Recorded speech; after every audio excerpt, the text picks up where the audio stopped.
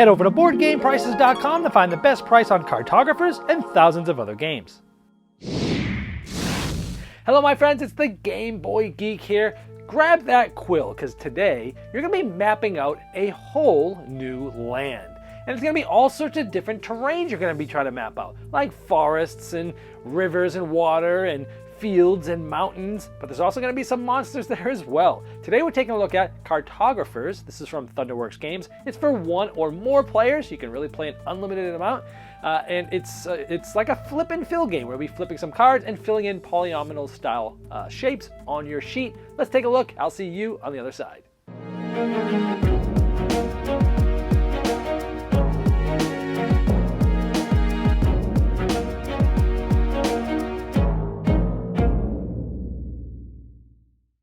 Cartographers is played over 4 seasons: spring, summer, winter, and fall. Each player is going to get their own kingdom, which they will create their name, their crest, and each of these seasons, cards will be flipping over, and all players will be drawing the same Tetra-style polyomino shapes in different types of terrain.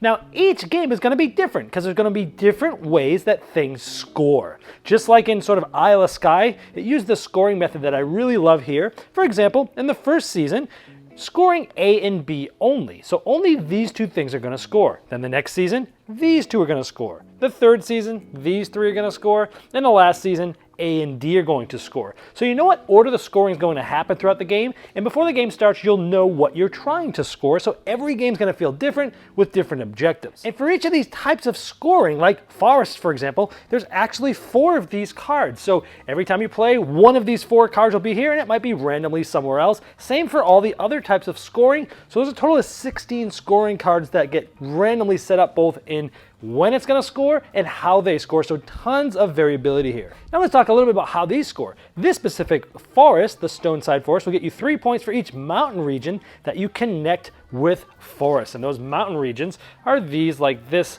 on your sheet. Now the villages here, this one says you'll earn 2 points essentially for each village space in the second largest cluster. So essentially going to be making probably 2 large ones if you can, and you're going to get points for the smaller one. Let's just focus on those ones for now, because those are the ones that are going to be scoring at the end of this first season, spring.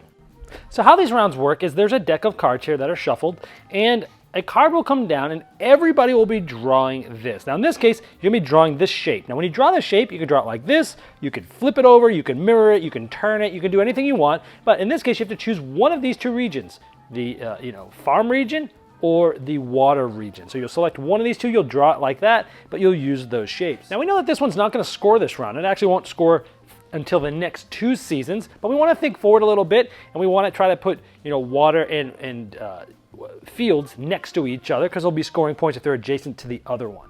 So maybe I decided to draw it here. Again, we could have flipped it or mirrored it or anything like that. Once everyone's done, we'll simply flip the next card. So here we see it's going to be a treetop village. It's either going to be a village or a forest, and we have to use this shape. Now we know this season A and B are going to score, so it's going to be both the forests or the villages. So both of these are going to score, so which one do we want to do? Do we want to work on villages or forests? Well, let's work on the forest for now, just to say. So for the forest, I decided to sort of flip this and do it this way, because now I have forests connecting 2 mountains. If you remember, we get 3 points for each mountain connected by forests. So it's going to give me 6 points at the end of this round. Now you'll notice here, this says spring is 8, it's time. Each card has a certain amount of time, so far we're at 4, we're halfway through this season, and we would bring up the next card. Now some of the cards that come up, I'm going to just go like this for now, is the Outpost Ruins. There's different ruins, these little yellow ruins on here, and this means the next card that we flip has to cover one of those ruins if you can, and so now we have either a village or water. It has to be one of these. Now we know that villages are going to score this round and next round. This one's not going to score till next round. So you think, can we try to get some points for village now? Now the villages score your second largest, so we're going to have to hope that another village comes up before the time ends if we want to try to score this, or we can actually try to score this, set ourselves up to score for this later, because these waters, everyone that they're next to this game will get points. So it's a tough decision even right off the bat. And remember, we have to do it on one of the ruins. So let's say, we're going to skip the village. We're going to not worry about that because you can't focus on everything in this game. Let's do the water because we've already got some good fields there to mate it with for a future scoring round. So here I drew the water. Here again, it had to be on top of one of the ruins. And in that future round, I'm going to have basically have gotten a bunch of points because each of these that's next to the other type will get a point. So this will be 1, 2, 3, 4, 5. That essentially would have got me 5 points in that future round. So not bad. Now sometimes when you draw a card, there'll be just, wilds in this. And by the way, if you choose not to or can't draw what you need to draw the shape, you can always draw a 1x1 like this of any type anywhere. This one's no time either as well. So we can basically put one of any of these anywhere on here. So at this point, do I want to continue using this and get some more points here, but that doesn't score till later? Maybe we want to start working towards trying to connect these different mountains with the forest. Let's do that. So in this case, I just made one just like that, a forest, because we're going to try to connect it to these other mountains. Also, sometimes when you pull a card out, you're going to have some monsters come out. And in this case, what you do is you pass your sheet to the player next to you, and then you draw this shape on their paper. So you get to decide where it goes. And this is important because at the end of the round, any adjacent spot that's not diagonal to any of these monster spots is worth minus points. So you want to put it out in an open area because those people are going to have to, surround them with things in order to not get negative points at the end of the round.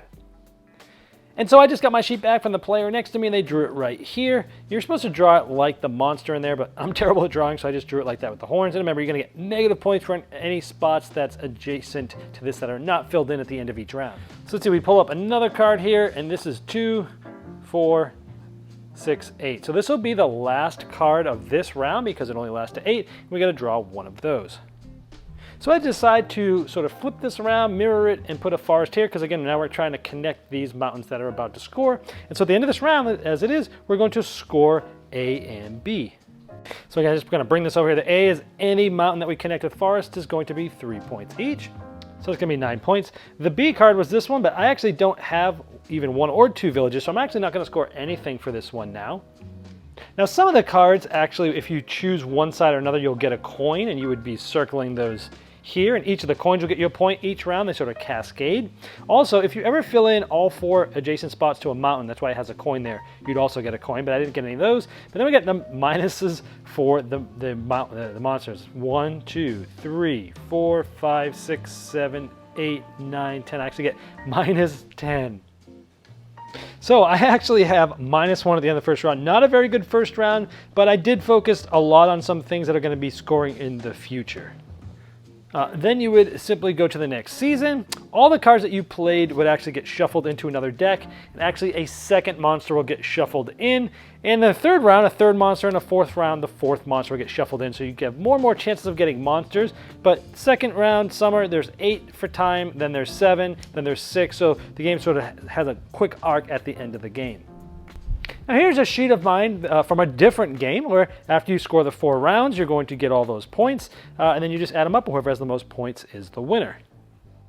And each of these are double-sided, and it just gives you a little bit different puzzle, and it has this little chasm in the middle that you can't draw in as well.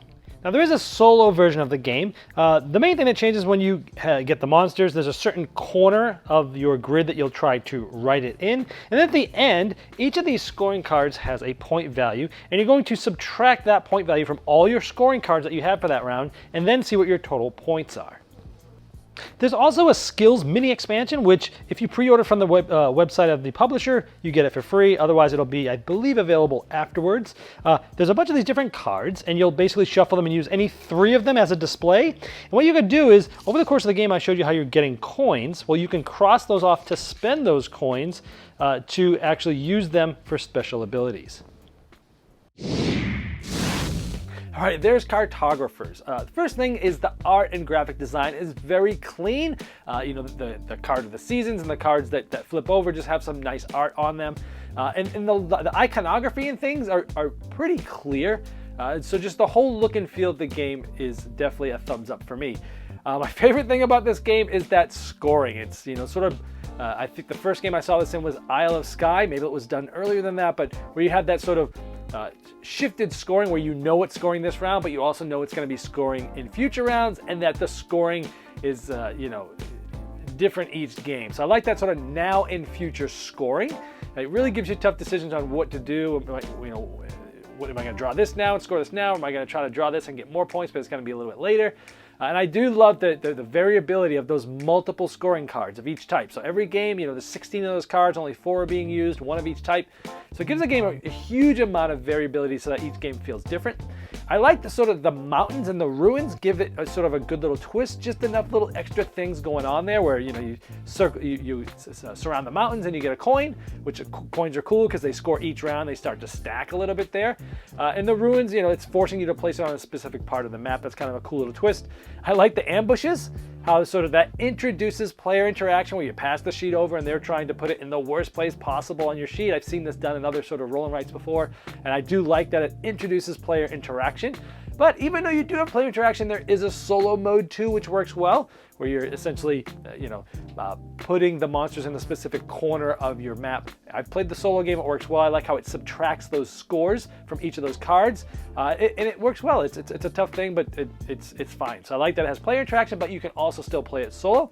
And you can play with any number of players, which is cool. As long as you have enough sheets, you can play this in a big convention hall, and pretty much everybody's playing the same exact game, but everyone's thing will be different. I like that. Also, it's easily expandable. I could imagine them adding new scorecards and new sheets and things like that, new monsters. So it's a good system here that I think they'll probably build upon. Anything negative about it? Not really. This is one of the games that I don't have a whole lot negative to say, other than it's a very spatial style game. And some people like the roll and writes or flip and fill type games that are more numerical, and that's me. I don't like the spatial ones as much, but for a spatial one, this one is excellent. So if you don't like spatial things, this might not be the one for you, but even if it's not, you might want to give it a try because I very much liked it. I think this is a very good package that a lot of people that like flip and fill spatial style are going to absolutely love this game, and that's Cartographers from Thunderworks Games. This video was shot on a Game Topper, the ultimate gaming accessory. After successfully fulfilling their first Kickstarter, Game Toppers are taking the world by storm. Now you can get your own portable gaming top by participating in Game Topper's Kickstarter 2.0 starting June 25th, 2019. New styles, new sizes, and amazing new game mats. Go to GameToppersLLC.com to enter a full Game Topper system valued over $1,000 to also bring you to the Kickstarter project page and to late pledge.